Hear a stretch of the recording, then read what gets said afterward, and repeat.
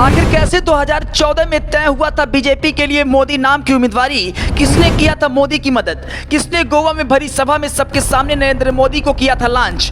नरेंद्र मोदी के प्रधानमंत्री की उम्मीदवारी को लेकर लालकृष्ण आडवाणी क्यों हो गए थे खफा?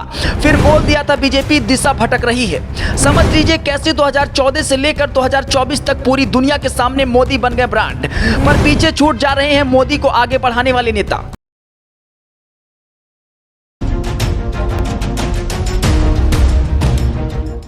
9 जून 2013 की घटना है।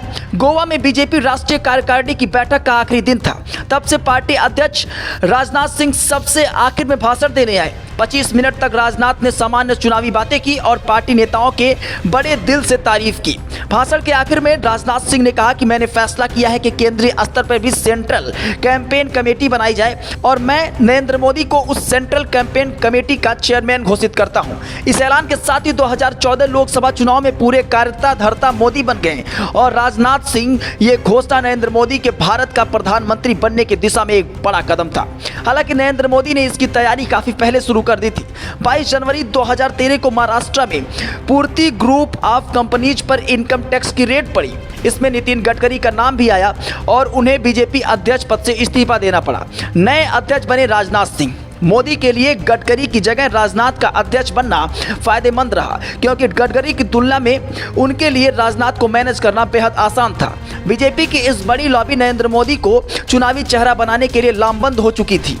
उधर आडवाणी खेमे को इस बात का अंदाजा था कि जून 2013 में होने वाली गोवा की राष्ट्रीय कार्यकारिणी की बैठक में मोदी को लेकर कोई बड़ा ऐलान हो सकता है और इसके चलते आडवाणी समेत कई नेताओं ने इस बैठक में शामिल होने से इनकार कर दिया। और इस बीच बीजेपी गठबंधन की बरसों पुरानी सहयोगी पार्टी जेडीयू के मुखिया नीतीश कुमार ने राजनाथ को फोन किया और मोदी के नाम पर अपनी असहमति जताई। राजनाथ सिंह का कहना था कि बीजेपी का संसदीय बोर्ड मोदी को कुछ अतिरिक्त जिम्मेदारियां सौंपेगा। नीतीश इस पर भी नहीं मानी। अगर बैठक में मोदी को प्रधानमंत्री पद का उम्मीदवार घोषित करने के निर्णय पर आम सहमति ना बनती और बैठक बेनतीजा रहती तो गलत मैसेज जाता। इसलिए राजनाथ सिंह ने एड़ी चोटी का जोर लगा दिया। बैठक के लिए मोदी जब गोवा पहुंचे तो उनका जोरदार स्वागत हुआ। तब के मुख्यमंत्री मनोहर ने मोदी का समर्थन किया था। आखिरकार 9 जून को राजनाथ ने चुनाव समिति के अध्यक्ष के पद के लिए मोदी के नाम की घोषणा कर दी। इस घोषणा के बाद नीतीश ने राजनाथ को फोन करके कहा कि उन्होंने गठबंधन से अलग होने का निर्णय ले लिया है। राजनाथ का कहना था कि चुनावी समिति की जिम्मेदारी देने के अलावा अभी कोई बड़ी घोषणा नहीं हुई है। लेकिन नीतीश कुमार के लिए उसी पल सब कुछ साफ हो गया था कि जब राजनाथ ने मोदी को नेता कहा था।